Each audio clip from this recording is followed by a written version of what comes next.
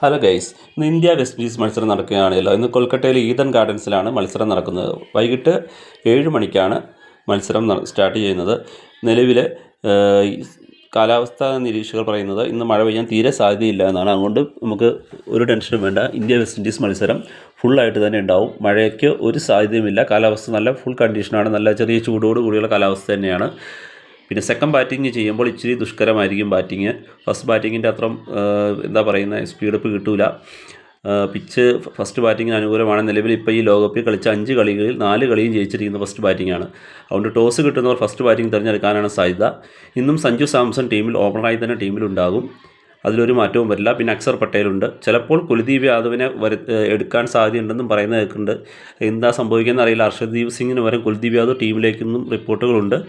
എത്രമാത്രം സത്യമാണെന്ന് അറിയില്ല. എന്താ വെച്ചാൽ കൊൽക്കത്തയിലെ പിച്ച് കുൽദീപ് യാദവിന് കറക്റ്റായിട്ട് റീഡ് ചെയ്യാൻ പറ്റുന്ന പിച്ചും അതുപോലെ ഒരു ചെറിയൊരു സ്പിൻ ട്രാക്കിംഗ് കൂടിയാണ് കൊൽക്കത്തയിലെ പിച്ച്. അതുകൊണ്ട് കുൽദീപ് വരുൺ കോംബോ വർക്കൗട്ടാവുന്ന പ്രതീക്ഷയുണ്ട്. പക്ഷേ വിന്നിങ് കോമ്പിനേഷൻ മാറ്റാനുള്ള ചാൻസും കാണുന്നില്ല. അത് നമുക്ക് കാത്തിരുന്ന് കാണാം. എന്തായാലും ഫസ്റ്റ് ബാറ്റ് ചെയ്ത് കഴിഞ്ഞാൽ 200 അല്ലെങ്കിൽ 204 റണ്ണാണ് അവിടുത്തെ വിന്നിങ് സ്കോർ മാക്സിമം. അത്ര അടിച്ച് കഴിഞ്ഞാൽ ഇന്ത്യക്ക് ഒരു 190 അടിച്ചാൽ തന്നെ വെസ്റ്റ് ഇൻഡീസിനെ സിമ്പിളായി തോൽപ്പിക്കാവുന്നേ ഉള്ളൂ. ടോസ് കിട്ടുന്ന ഫസ്റ്റ് ബാറ്റിംഗ് എടുക്കാനാണ് സാധ്യത. അപ്പോൾ നമുക്ക് പുതിയ റിവ്യൂവുമായി അടുത്ത വീഡിയോയിൽ കാണാം. അതുവരെ ബൈ.